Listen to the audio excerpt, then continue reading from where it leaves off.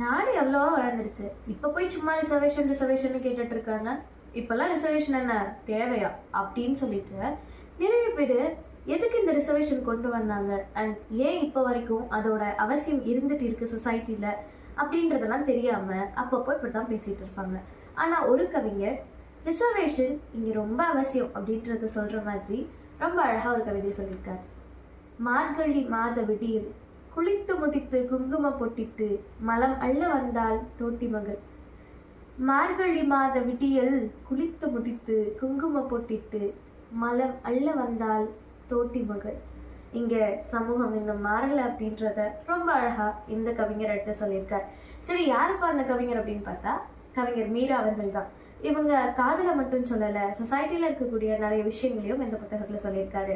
எல்லா விஷயங்களையும் சின்ன சின்னதா கவிதையா சொன்னா நான் ஈஸியா புரிஞ்சுப்பேங்க அப்படின்னு நினைச்சீங்கன்னா உடனே டிஎம் பண்ணுங்க. புத்தகத்தை வீட்டுக்கே அனுப்பி வைக்கிறோம். நன்றி.